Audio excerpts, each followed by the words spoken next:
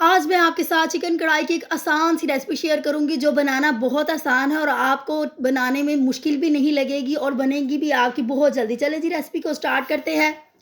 एक कढ़ाई में मैंने 2 चम्मच ऑयल लिया है और इस मैं बनाने लगी हूँ 1 किलो चिकन कढ़ाई, ठीक है? उसके लिए हमें 1 किलो चिकन है और चिकन आपने कोशिश करनी है कि बोनलेस ज़्यादा हो, ठीक है? अब हमने चिकन को ऑयल में फ्राई करना है तब तक कि जब तक इसका थोड़ा-सा कलर चेंज ना हो जाए। आप देखिए जब इसका थोड़ा कलर चेंज होना स्टार्ट हो जाएगा तो चिकन जो है ना वो पानी छोड़ना स्टार्ट करता है। जब ये पानी छोड़ेगा तो साथ ही हम इसके अंदर अदरक लहसुन का 1 चम्मच जो है ना वो पेस्ट वो इसके अंदर डालेंगे। फिर हमने इसको भूनना है तब तक के जब तक कि चिकन का पानी जो है वो ड्राई हो जाए और अदरक लहसुन की स्मेल भी ख़त्म हो जाए। ये हमारा अदरक लहसुन जो है ना वो तकरीबन जो है ना उसका कलर जो है वो भी चेंज हो गया है और पानी भी खुशक हो गया। इसके अंदर 3 से 4 अदद मैंने सब्ज़ मिर्चें लिए हैं, दरमियान में कट लगा के वो इसके अंदर शामिल किया है और साथ ही हमने इसके अंदर नमक भी ऐड कर दिया और नमक के साथ अब हमने इसको फ्राई करना है, ठीक है?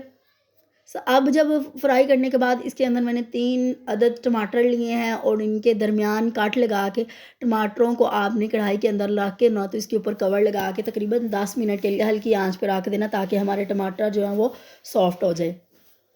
अब हम टमाटरों का जो छिलका है उसको रिमूव कर देंगे।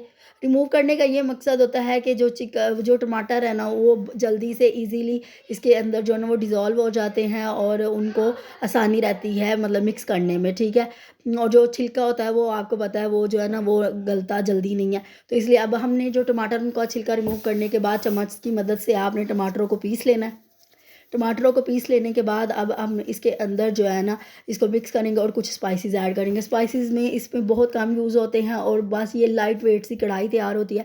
अब मैंने इसके अंदर थोड़ा सा ज़ीरा और थोड़ा सूखा धनिया मैंने डाला है और थोड़ी सी हल्दी डालने के बाद इसको मिक्स करेंगे। ये इतनी आसान सी कढ़ाई है ना, आप यकीन करें आप बनाएंगे तो आपको मेहनत भी नहीं इतनी करनी पड़ेगी, ना तो प्याज काटना पड़ेगा और ना ही कोई और स्पाइसेस ऐड करने पड़ेंगे। जब टमाटरों का पानी थोड़ा सॉफ्ट वो हो गया खुशक हो गया था इसके अंदर मैंने आधी प्याली जो है वो मैंने दही डाला है। दही डालने के बाद इसको भूनना है, भूनने के बाद इसके अंदर 1 चम्मच मैंने मलाई डाली है, मलाई जो है वो मैंने घर की ली है। फिर साथ ही हम इसके अंदर अदरक स्लाइसेस में काट करके वो डालेंगे, फिर थोड़ी-सी काली मिर्च, थोड़ा-सा मैं गरम मसाला पिसा हुआ और जो है धनिया डालने के बाद अब इसको मिक्स करेंगे और हमारी मज़ेदार सी कढ़ाई तैयार है। ये देखा ना कितनी आसानी से बनी है और इसमें स्पाइसेस भी बहुत कम ऐड हुए हैं।